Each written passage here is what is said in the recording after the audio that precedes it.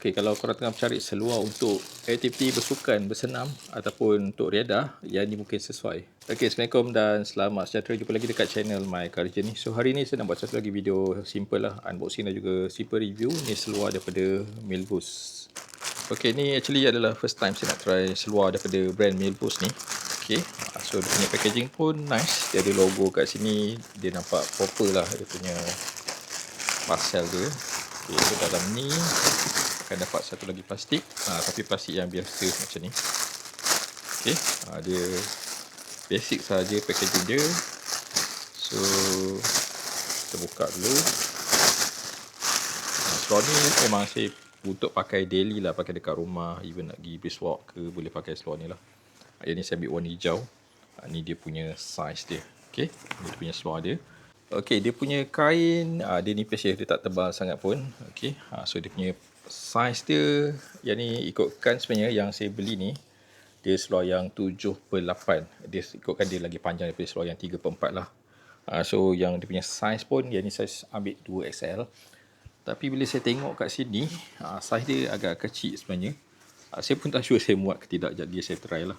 Tapi dia punya kain dia okey. Dia nipis lah, dia tak tebal. Tapi dia punya jahitan dia okey. Okey, dia nampak kemas. Warna dia pun cantik, dia ada banyak warna lah. Yang ni saya ambil warna hijau. Memang cantik lah. Warna hitam, warna kelabu semua ada. Warna yang standard. Ada poket dekat sini. Kiri kanan lah tepi. Poket belakang pun ada. Poket belakang dia ada zip. Okey.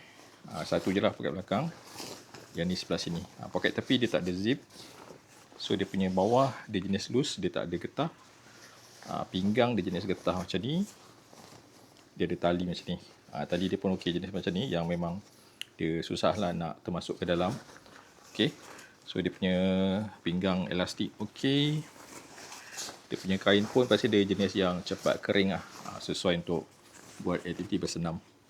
Okey, overall dia punya kualiti kain dia pasti dia okey, sesuai lah dengan harga dia. Dia tak mahal pun. Saya tengok apa, tapi tak sampai RM50 lah, memang murah. Lepas tu dia punya jahitan dia pun kemas. Cuma dari segi saiz lah, saya pun tak pasti. Okey, sekejap lagi saya akan try. Kalau saya okey pakai, saya akan tunjuklah review dia lepas dah pakai. Tapi kalau tak ada review lepas pakai, maksudnya saiz dia tak ngam lah. Okey, maksudnya korang kena dapatkan saiz yang lagi besar. Sebab biasanya kalau saya pakai 2XL ni, dia memang loose sikit lah. Dia memang selesa untuk saya pakai. Okey, so dia punya kualiti overall semua bagus lah. Cuma saiz saja memang kena dapatkan maybe extra lagi satu saiz yang lagi lebih besar untuk kita pakai dengan selesa. Harga dia pun murah je. Ada banyak pilihan warna. So kalau korang berminat, boleh dapatkan dekat link.